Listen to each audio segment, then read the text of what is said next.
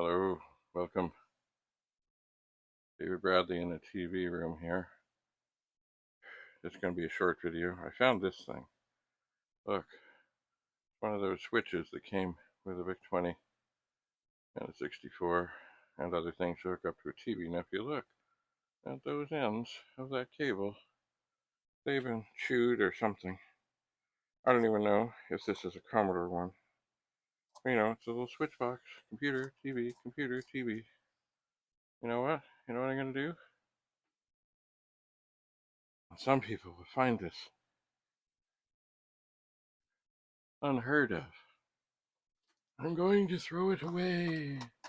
Throw it away. I'm going to.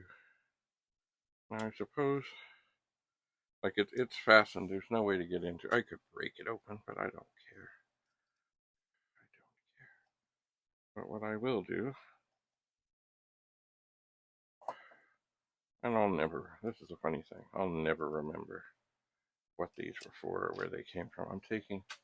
There's the screws here that you could use to fasten things. I'll take them out. I will. And then that. Look, it's never even taped on.